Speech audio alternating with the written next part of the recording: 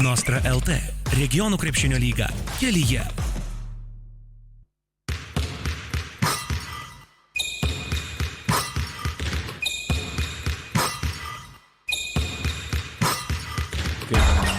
Kaip ten sako, 1-1, ne? 1-1.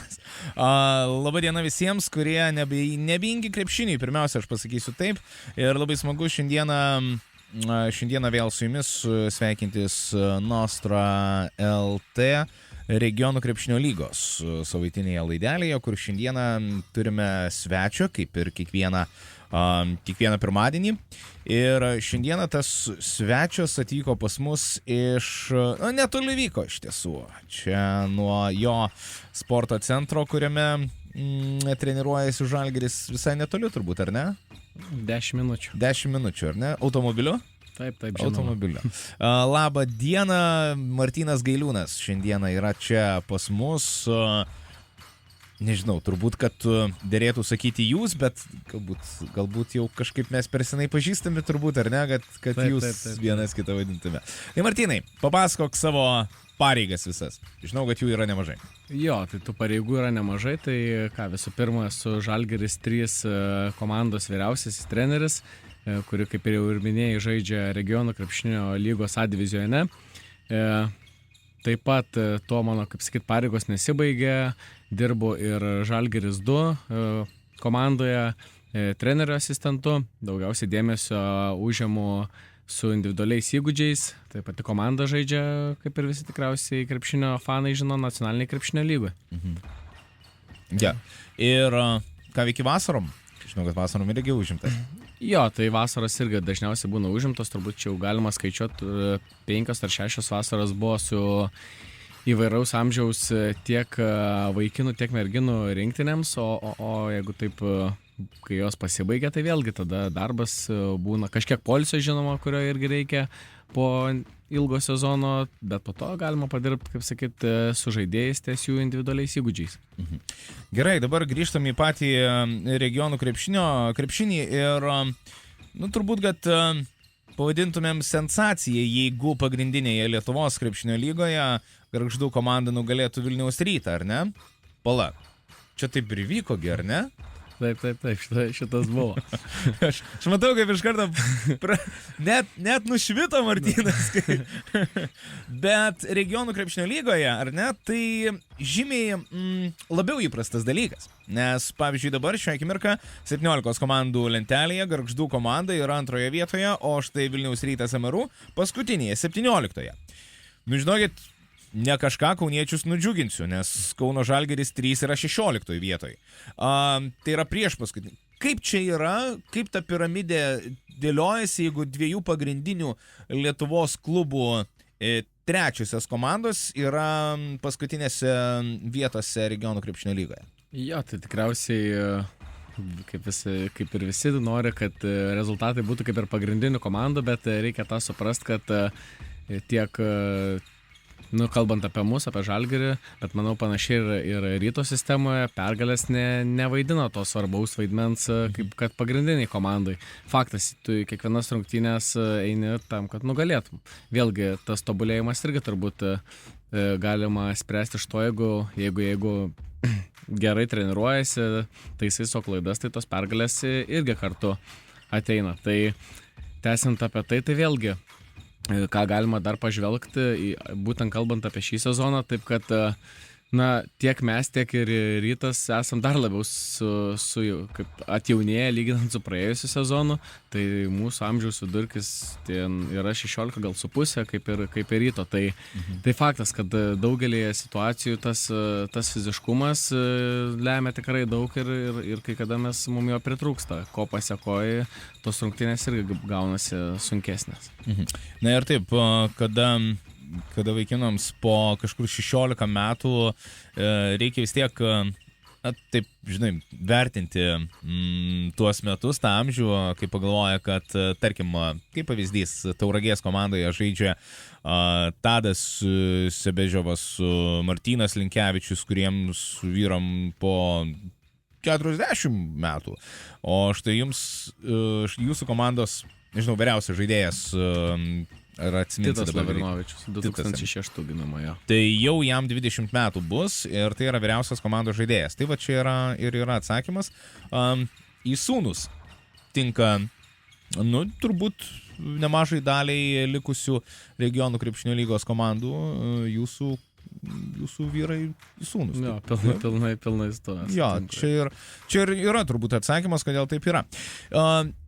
Jeigu rezultatai yra, taip, sakykime, šalia eina, ar ne, to viso tobulėjimo, ar ne, tos pergalės, jos nėra jų tų pergalių kaip ir reikalaujama, ar ne, kaip pagrindinėse komandose.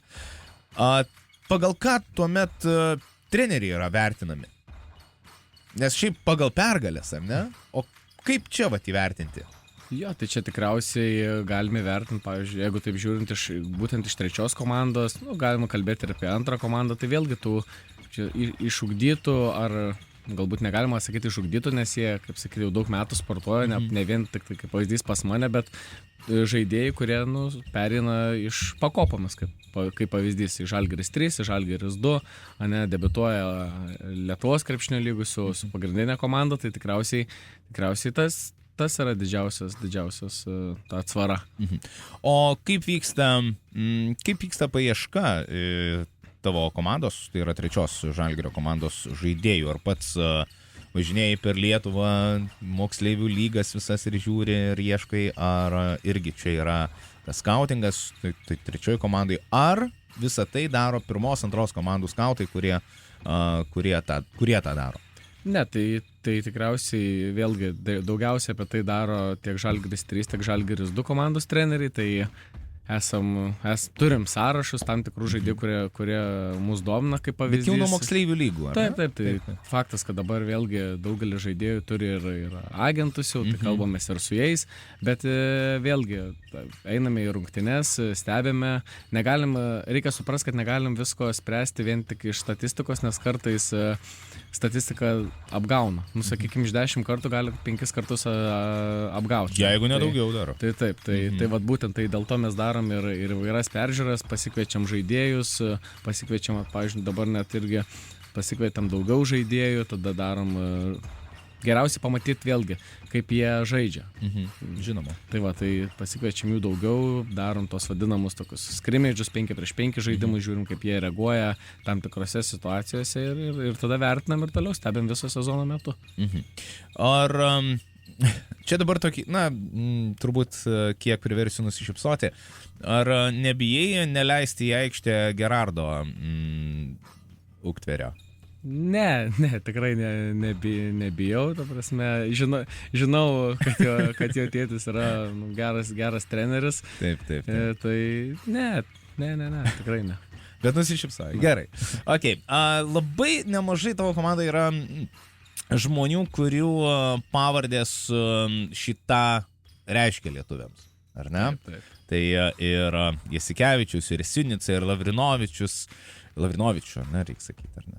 Ir tas pats Kukta, čia turbūt moterų krepšinių daugiau besidomintiems žmonėms pavardė ir šitą reiškia. Ar tai daro kažkokį papildomą spaudimą, vis tiek kartais žmonės ateina į rungtynes pasižiūrėti būtent tų atžalų žaidimo. Ar sukelia kažkokią spaudimėlį?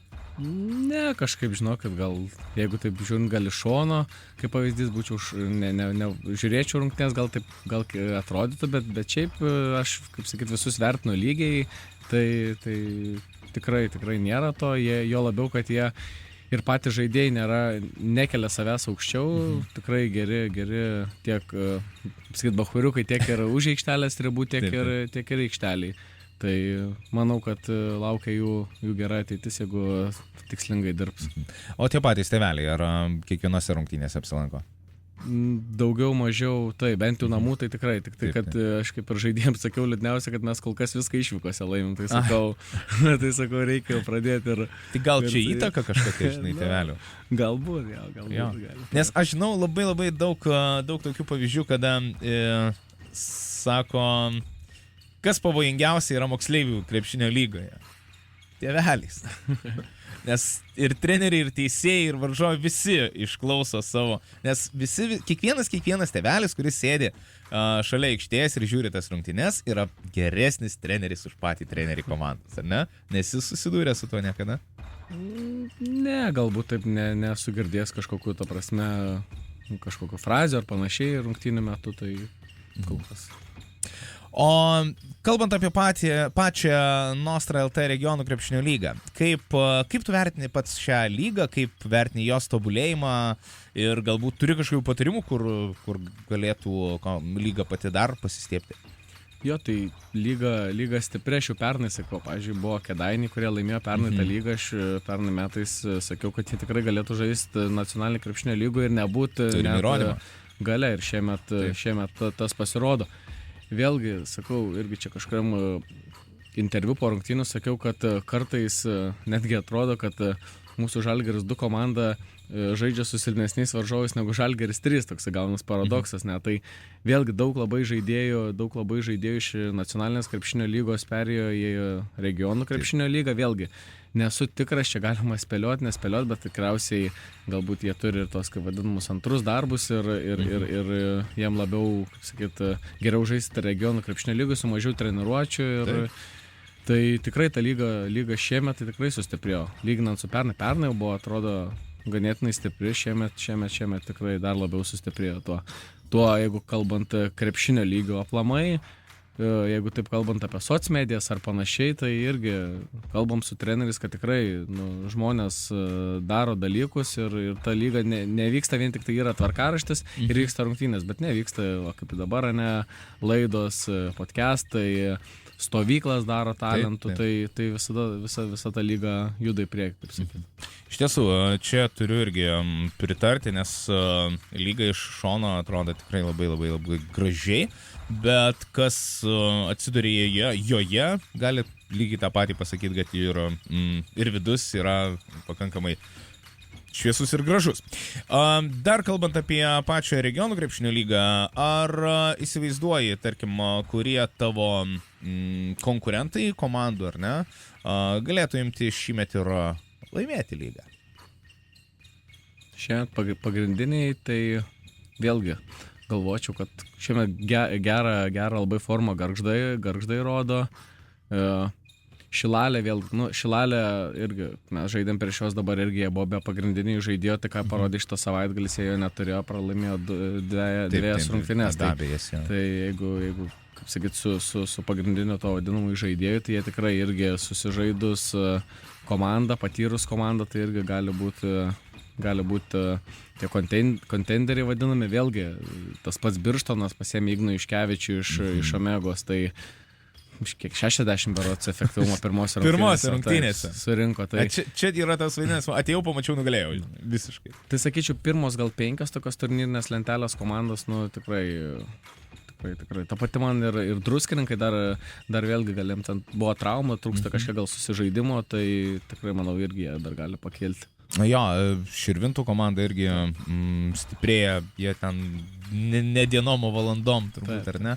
Apskritai, pažvelgus į turnyrinę lentelę, tai pamatai, kad tarkim 8 ir 15 vietas, kas atrodo ten amplitudė labai didelė, ar ne? Tai skiria vos porą pergalių. Galų gale jūs patys nuo atkrintamųjų jūs pačius skiria 4 pergalės. Daug ar ne?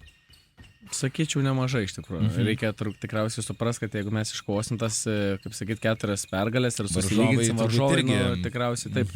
Jo labiau, kad irgi kiek stebim, tai varžovai irgi nemiega ir stiprinasi toliau. Taip. O ar jūs sezono eigoje ieškote kažkokių papildymų, kaip tą komandą pagerinti, kaip galbūt, vis tiek turbūt tuos pačius rezultatus irgi kažkiek vieną akimi? Tai mūsų tas, kaip sakyt, pastiprinimas tai yra žaidėjai su dvigubom licenzijom. Tai vėlgi, kai yra, kaip sakyt, tam tarpas tarp NKL rungtynių, tai mes juos, kaip sakyt, gauname ir jie mums padeda. Tai taip galima pasakyti, mūsų yra toks pastiprinimas žaidėjai su dvigubom licenzijom. Jeigu matysit, kad gresia, tarkim, paskutinė vieta ir Rytas jau kvėpuoji nugarą iš pirmos komandos, gal ką paims. Galbūt kažką jau. Gerai, bet jeigu taip, tiesiog, jeigu reikėtų paimti iš pirmos komandos kažkurį lietuvį, kurį paimtum dabar į savo komandą? Lietuvis tik tai, Lietuvi, jo, nes čia būtų atsakymas turbūt Silvanas ar dar kažkas, ar ne? Jo, tai gal sakyčiau arba Arną Butkevičių, arba gal Edgarą Ulanovą. Tuos patikrintus... Jo, bet tiesiog jie, kaip sakyt, būtų geras, manau, pavyzdys, ką ir dabar Eurolygoje rodo, kad eina ir lupasi dėl kiekvieno kamlio ir panašiai. Tai ko kartais ir niekad nenuleidžia rankas, ko kartais jaunimui būna irgi pritrūksta, kai rezultatas būna, tarkim, -15 ir panašiai. Tai va, jie rodytų, kad, man atrodo, žaistų iki galo. Aš manau, kad imčiau Arną. Nes man atrodo, žinai, dabar paskutinės rungtynės su Belgradu, ar ne, įrodė, kad Arnas yra labai labai didelė jėga, ar ne, komandai. Ir manau, kad jeigu būtų, vėlgi, bet jeigu būtų Bolonija, aš manau, kad Žalgiriui būtų geruoju pasibaigusios tos rungtynės, nes tikrai labai labai parodė tą reikšmę. Tas pralaimėjimas labai parodė Arnam reikšmę. Tai smagu dėl to, kad yra tokių lietuvių Žalgirio pagrindiniai komandai, ar ne? Taip. Nauji metai prasidėjo, o ne? Ko tikėsi iš jų?